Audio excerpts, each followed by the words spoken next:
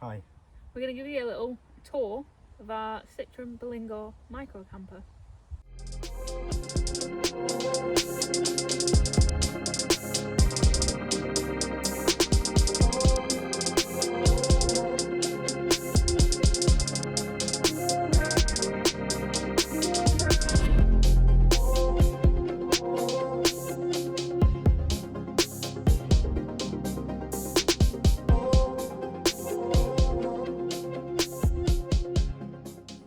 So this Citroen Berlingo started its life as a people carrier, well, a regular car, shall we say.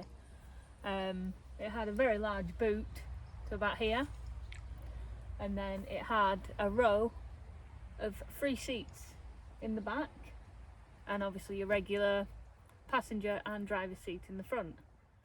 So to start with, this is the seating area. It's a 2-in-1 because it's also our bed. But in the daytime, ignore that, in the daytime we can sit here, you can prop your pillows up, have a nice comfy rest, and you can also use all this area. We've got headroom as well. The headroom's alright. Headroom's really good. For sitting, only for sitting down. Yeah, because if you try and stand in here... Even you can't stand and you're short.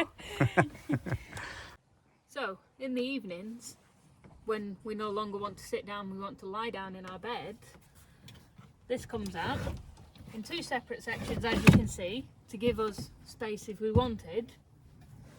And we have the cushions that lie out. We are actually missing a cushion at the moment, which does go down the back here. But yes, this is how the bed will look. And then this section comes out, because once you've done one half, you can go over here and do the other half. Just makes it more convenient. We do also have one seat belt in the back here. It's only a waist lap belt, but it's secure and means we can still take a passenger. So although Melissa said it's a 2-in-1, it's actually a 3-in-1 because it all doubles up as storage. There's lots of rubbish, there's not lots of stuff under there at the moment, but you kind of lift that up, so you've got quite a storage area under there. Also this side lifts up, and then you've even got this one here which lifts up, which has got sort of our homemade sun blinds in at the moment. As you can see, we've used this really nice grey 4-way stretch carpet for all the sides. It's very soft, very soft. And it just looks nice. That brings us on nicely to the kitchen area. As you can see, we don't have a fitted hob just due to the space that we had, but this is ideal for cooking outside or even cooking with the back open like it is now. Gives you plenty of ventilation whilst you're using one of these. And then we've got 2 storage cupboards here. This is just basically a junk cupboard which we keep all our first aid and toiletries in. And we've got plates and a tea towel down there. We have actually got our cups up the top, but during travel they'd go down there. Inside here is usually where we would keep our water if we're out and about.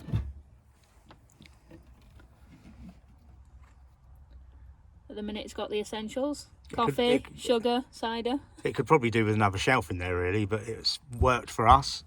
Yeah. These hinges on here are actually really good. As you can probably see, there's no catches, nothing to lock it into place.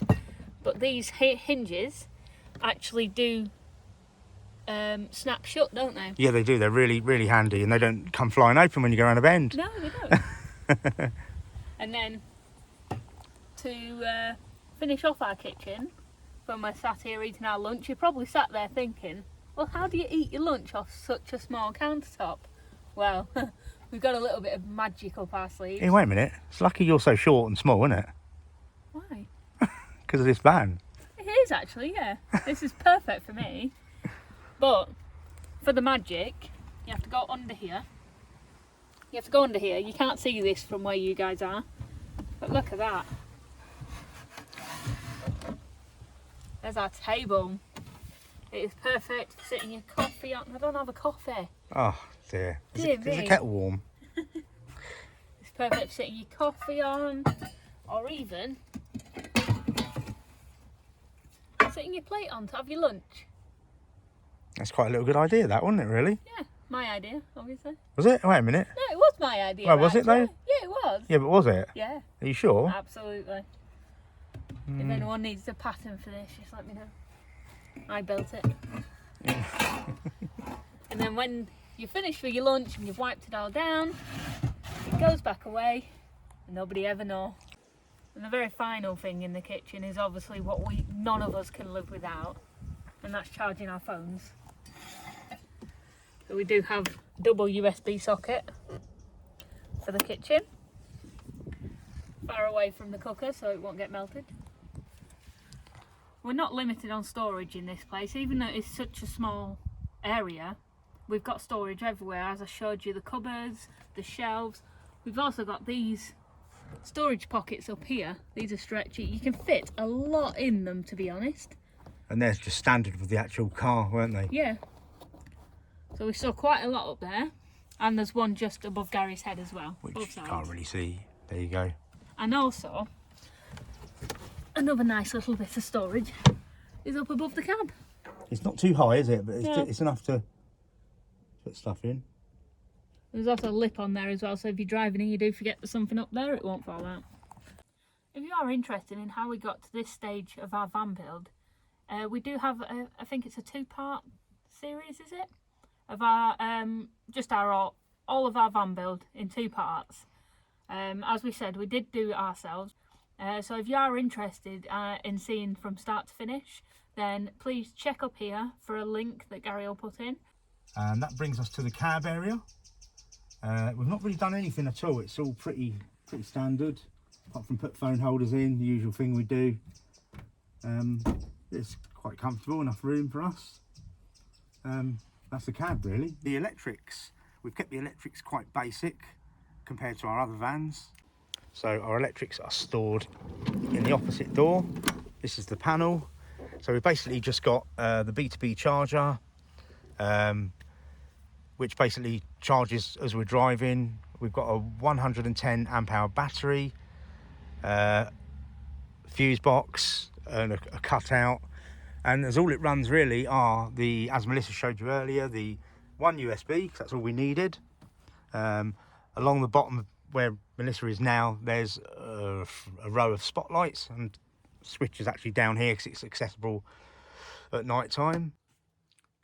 And the only other electrical thing we have is the voltmeter for the leisure battery, just so that we can keep an eye on the state of the battery. We've also wired a switch on it because that can be really annoying of a night time. So the engine is just a 2-litre HDI, which is a diesel.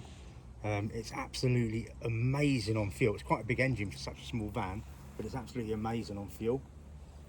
Really reliable engine. The outside of the van is pretty much factory standard. We've not done anything apart from upgrading the light bulbs, the headlight bulbs, new washer, motor. What else did we do? Start more. Fitted a new starter motor on it because that went. But yeah, so you've got sliding doors, both sides of the windows actually open as well. We forgot about that. If you don't know the Citroen Berlingos, these have got catches and they open just a little bit, so they're quite secure as well. You could sort of leave it really, as long as it's not going to rain. So you've got sliding door both sides. This one brings you inside. The other one is obviously where the electrics are. And the other good thing about these is you have the lift up rear door, which is really handy if the weather's not too good. Keeps you dry, and you can actually buy backs on these, can't you, like tents.